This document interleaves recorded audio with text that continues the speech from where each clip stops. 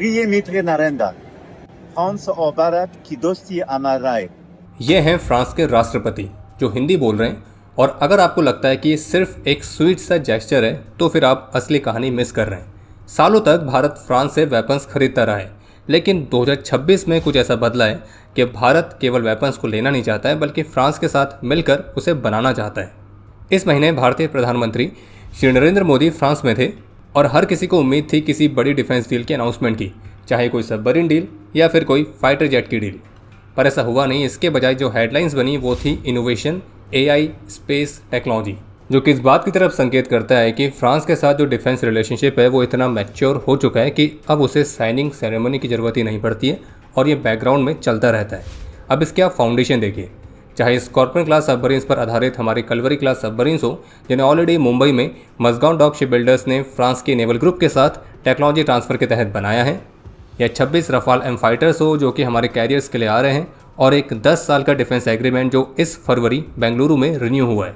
और ये कोई फ्रांस के साथ शॉपिंग लिस्ट नहीं है बल्कि ये एक आर्किटेक्चर है।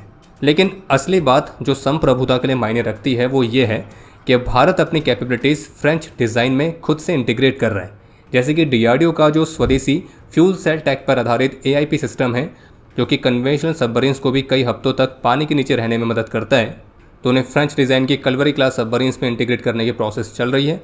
और आईएनएस खंडेरी पहली सबमरीन होगी जिसको डीआरडीओ की इस एआईपी टैक से इंटीग्रेट किया जाएगा, यानी कि एक Indian innovation French firm naval group के एक प्रूवन हल के अंदर।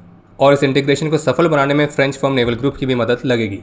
इसके अलावा मार्च में कारवार में भारत ने एक ऐसी सबमरीन टेस्ट फैसिलिटी शुरू करी जो पूरी दुनिया में इससे पहले सिर्फ 2 जगह पर ही मौजूद थी, फ्रांस और ब्राज़ील। और वो क्रिटिकल मेंटेनेंस जिसके लिए पहले पार्ट्स 7000 किलोमीटर दूर यूरोप भेजने पड़ते थे, तो अब उनकी जो मेंटेनेंस है वो इस फैसिलिटी की वजह से भारत अपने घर पर ही कर पाएगा। और यहाँ पे हम बात कर रहे हैं फ्रेंच फर्म नेवल ग्रुप द्वारा इनॉग्रेट की गई उनकी pneumatic reducer and actuator mechanism यानी कि रैम टेस्ट फैसिलिटी की, जो कि भारत की कलवरी क्लास सबमरीन्स की एमआरओ सर्विसेज को सपोर्ट करेगी।